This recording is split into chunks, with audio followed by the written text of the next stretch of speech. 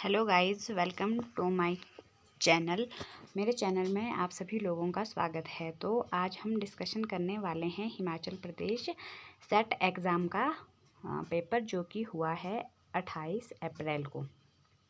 तो जैसा कि आप देख सकते हैं मेरे पास ए सीरीज़ का पेपर पड़ा हुआ है। हम इसको डिस्कशन करेंगे। हम बाकी फिर आप अपनी सीरीज़ के अकॉर्डिंग अपने क्वेश्चन मैच कर लीजिएगा। तो चलिए शुरू करते हैं क्वेश्चन नंबर फर्स्ट के साथ। क्वेश्चन नंबर 1 है, शिक्षार्थी विशेषताओं की निम्नलिखित सूची से उन विशेषताओं की पहचान कीजिए जो क्षेत्र स्वतंत्र शिक्षार्थी से जुड़ी हुई है। इस क्वेश्चन का सही आंसर होगा ऑप्शन नंबर बी, केवल 2, 3 और 4। 2, 3 और 4। क्वेश्चन नंबर सेकंड है, रचनात्मक मूल्यों का उद्देश्य है। रचनात्मक मूल्यों का उद्देश्य है, ये है आंसर ऑप्शन नंबर बी, छात्रों के सीखने के प्रदर्शन में तेज़ी लाना। और क्वेश्चन नंबर 3 है हमारे पास, निम्नलिखित में से कौन सा कथनों का सेट शिक्षण और सीखने की प्रकृति और उद्देश्यों का सबसे अच्छा प्रतिनिधित्व करता है। तो इस क्वेश्चन का सही आंसर होगा ऑप्शन नंबर सी, केवल 1, 2 और 3। पढ़ाना बेचने जैसा है और सीखना खरीदने जैसा है एक। और दूसरा है, शिक्षण एक सामाजिक कार्य है जबकि सीखना एक व्यक्तिगत कार्य है। और तीसरा है, शिक्षण का तात्पर्य सीखना है जबकि सीखने का तात्पर्य शिक्षण नहीं है। क्वेश्चन नंबर 4 है इसका, निम्नलिखित में से कौन टीवी पर उच्च गुणवत्ता वाले शैक्षणिक कार्यक्रमों के प्रसारण के लिए समर्पित है। इसका सही आंसर होगा स्वयं प्रभा। इस क्वेश्चन का आंसर आप लोग जानते भी होंगे। क्वेश्चन नंबर 5 है, निम्नलिखित में से कौन सा कारक सीखने को सबसे कम प्रभावित करता है। तो सही आंसर है ऑप्शन नंबर सी, परिवार की सामाजिक आर्थिक स्थिति। क्वेश्चन नंबर 6 है, शोध नैतिकता का मुद्दा शोध के किस चरण में प्रासंगिक माना जा सकता है। इस क्वेश्चन का सही आंसर होगा ऑप्शन नंबर सी, डेटा संग्रहण और व्याख्या के चरण में। क्वेश्चन नंबर 7 है, निम्नलिखित में से कौन सी प्रायोगिक अनुसंधान की विशेषता नहीं है।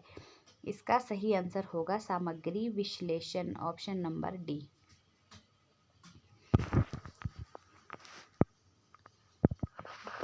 क्वेश्चन नंबर 8 है, गतिविधियों का कौन सा क्रम क्रियात्मक अनुसंधान पद्धति की चक्रीय प्रकृति को सबसे अच्छी तरह से प्रस्तुत करता है। इसका सही आंसर होगा option number A.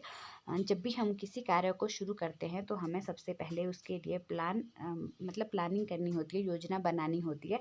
After that हम उसमें कार्य करते हैं, फिर निरीक्षण करते हैं और अंत में प्रतिबिंबित करना। तो इसका सही आंसर हो जाएगा ऑप्शन नंबर ए।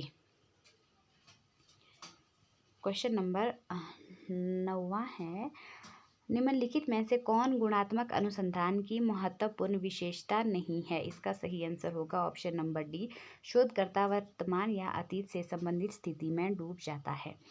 क्वेश्चन नंबर 10 है, यदि कोई शिक्षक किसी नई शिक्षण पद्धति जैसे फ्लिप्ड क्लासरूम दृष्टिकोण की प्रभावशीलता का परीक्षण करना चाहता है तो निम्नलिखित में से कौन सी शोध पद्धति उसे सबसे अच्छी मदद करेगी। इसका है एक्सपेरिमेंटल, यानी कि प्रायोगिक अनुसंधान।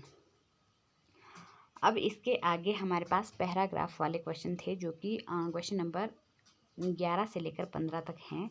तो इनको हम फिलहाल डिस्कशन नहीं करेंगे, हम शुरू करेंगे क्वेश्चन नंबर 16 से।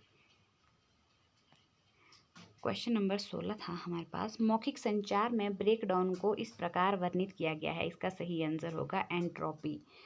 क्वेश्चन नंबर 17 है, औपचारिक संचार तेज और लचीला होता है और कारण है इसका, औपचारिक संचार सूचना का एक व्यवस्थित और क्रमबद्ध प्रवाह है। इसका सही आंसर होगा ऑप्शन नंबर डी, ए गलत है लेकिन आर सही है। और क्वेश्चन नंबर 19 है हमारे पास, 19 नहीं 18। क्वेश्चन नंबर 18 मैच करने वाला क्वेश्चन था।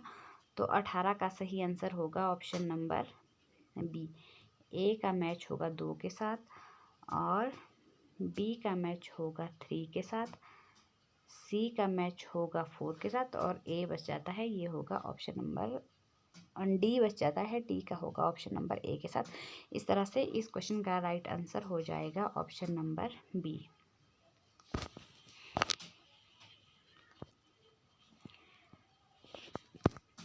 क्वेश्चन नंबर 19 है, विभिन्न स्तरों पर काम करने वाले व्यक्तियों के बीच का संचार जिनका कोई प्रत्यक्ष रिपोर्टिंग संबंध नहीं है उसे कहते हैं विकिरण संचार, ऑप्शन नंबर डी। अगला है, किसी कक्षा में मौखिक एवं अशाब्दिक संकेतों को पुनः संदेश में बदलना एनकोडिंग कहते हैं इसे। और क्वेश्चन नंबर 21 का सही आंसर होगा 15 आएगा ऑप्शन नंबर बी।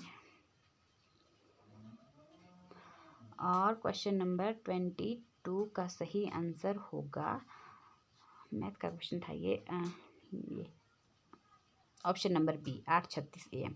और इसके नीचे रीजनिंग का क्वेश्चन है, इसका सही आंसर होगा ऑप्शन नंबर ए।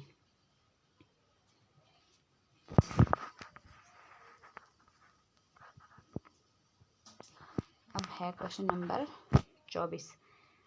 क्वेश्चन नंबर 24 का एग्जैक्ट आंसर मुझे नहीं पता है, इसको कैलकुलेट करना रह गया था। बाकी अगर आप इसका सही आंसर जानते हैं तो आप कमेंट करके अपना जवाब ज़रूर दें। क्वेश्चन नंबर 25 का सही आंसर होगा 72, ऑप्शन नंबर ए। और क्वेश्चन नंबर 26 था हमारे पास, नीचे दो आधारिकाएँ दी गई है, उन दो आधारिकाओं से चार निष्कर्ष निकाले जाते हैं, उस कोड का चयन कीजिए जो निष्कर्ष को प्रामाणिक रूप से बताता है। इसका सही आंसर होगा ऑप्शन नंबर सी, कुछ ईमानदार व्यक्ति धार्मिक हैं। अगला क्वेश्चन है,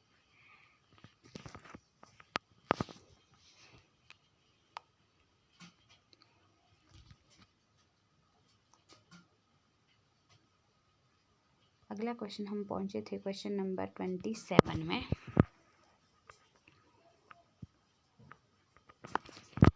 तो क्वेश्चन नंबर 27 का होगा, निम्नलिखित में से कौन सा प्रमाण वैशेषिक दर्शन द्वारा स्वीकार किया जाता है, प्रत्यक्ष और अनुमान, option number A is the right answer.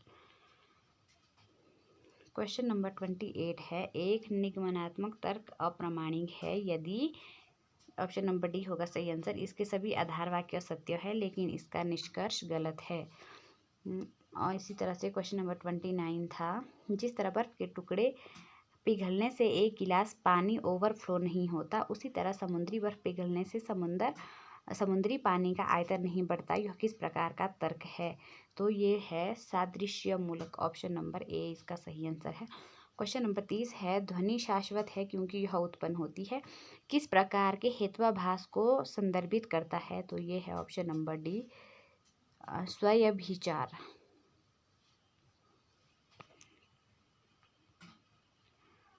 Question number 31 में फुल फॉर्म पूछी गई थी ये NPTEL की, तो इसका सही आंसर होगा national programme on technology enhanced learning, option number A. 32 है, वीडियो कॉन्फ्रेंसिंग निम्नलिखित में से किसका उदाहरण है। तो ये है तुल्यकालिक प्रौद्योगिकी का, ऑप्शन नंबर ए। क्वेश्चन नंबर 33 में भी दो ये दिए गए हैं, इसका सही आंसर था ऑप्शन नंबर सी, कथन एक सही है लेकिन कथन 2 गलत है। और 34 का सही आंसर होगा, इंटरनेट सेवा और उसके संगत प्रोटोकॉल में दर्शाए गए निम्नलिखित में से कौन सा जोड़ा सही ढंग से मेल खाता है। तो इसका सही आंसर था option number B, email SMTP। Question number 35 में हमारे से वेब सर्च इंजन के बारे में पूछा गया था। तो डक गो एक सर्च इंजन है, Google is also a search engine, Yahoo और बिंग ये चारों ही वेब सर्च इंजन है। इनमें से जो ये पांचवा ऑप्शन है ये गलत था, तो जिस ऑप्शन में 5 नहीं है वो सही आंसर हो जाएगा, जिसमें देखो 1 भी है, 2, 3, 4, तो इसका सही आंसर हो जाएगा इसके according option number B. Question number 36 था, जैव विविधता सम्मेलन CBD के सचिवालय स्थित है। तो ये है मॉन्ट्रियल कनाडा में, ऑप्शन नंबर ए। 37 है, ग्रीन हाउस गैसें अधिकांशतः सौर स्पेक्ट्रम के किस क्षेत्र में विकिरण ऊर्जा को अवशोषित करती है। मेरे अकॉर्डिंग इसका सही आंसर होगा ऑप्शन नंबर बी, पैरा बैंगनी। बाकी अगर आपको इसका सही आंसर कुछ और लगता है तो आप कमेंट करके ज़रूर बताएं। नेक्स्ट क्वेश्चन था 38। निम्नलिखित में से कौन सा वायु प्रदूषक अम्लीय वर्षा का कारण बनता है? तो इसका सही आंसर है option number B 1, 2 and 4, nitric oxide, nitrogen oxide और सल्फर डाइऑक्साइड।